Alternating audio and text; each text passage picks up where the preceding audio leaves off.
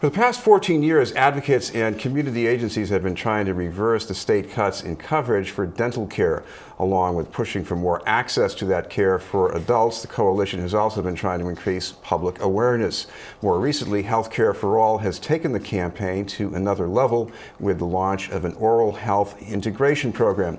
To tell us about it is our guest from Healthcare for All, the Oral Health Project Manager, Helen Hendrickson. Thank you very much for being with us, Helen. Thank you so much for having me. I think 2002 was maybe a rough year in the state budget, and that was probably the darkest hour. What did that mean for people when their benefits were lost? So what happened in 2002 is there were budget issues within the state, and all of the oral health services within the Mass Health program were cut.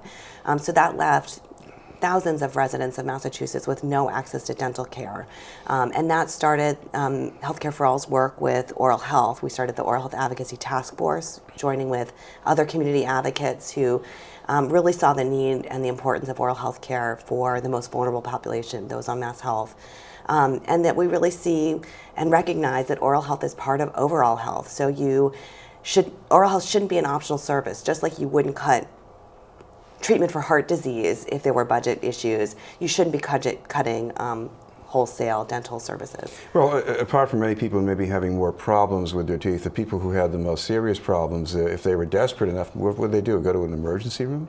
Yeah, you could go to an emergency room, and actually a new report came out from the Health Policy Commission this week describing that even with limited dental benefits through Mass Health, 30,000 residents in Massachusetts each year are seeking oral help for oral health issues from emergency rooms, which is way too many.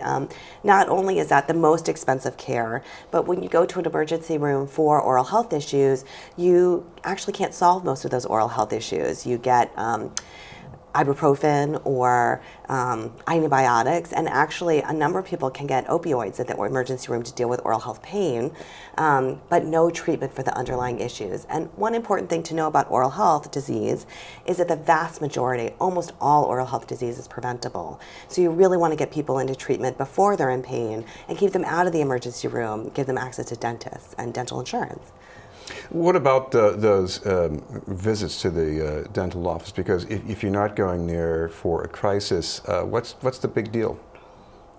Well, we want to have people in their dental offices to be getting their preventative cleaning.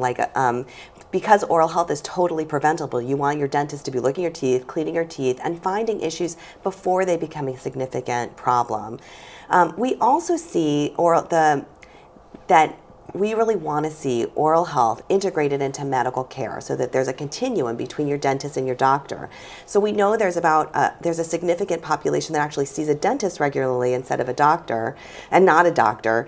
And so you want that dentist to be asking people about their teeth, checking their teeth, making sure there are no problems, but also making sure that they're healthy in other ways, and if they have other issues, if their blood pressure's up or so forth, they can send them to a doctor. And the thing about these encounters is that they do change your behavior. So, I mean, that you're getting your money's worth in a way. That's right. So there's a significant piece of patient education. So you may not be getting specific treatment, but your dentist is reminding you to brush your teeth regularly, or your hygienist to floss, to do all the home care that we know is really important.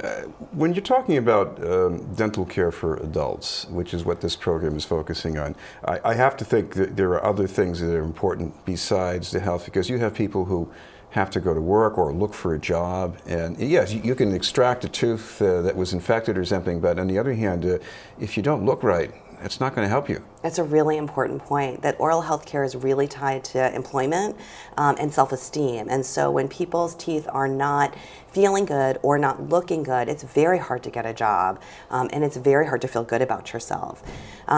I will just say that our program, while adults are the place where there's just a huge level of need, we also want to pay attention to kids, especially with our integration project, because we want to prevent oral disease before it becomes a significant problem and start those good oral health habits young.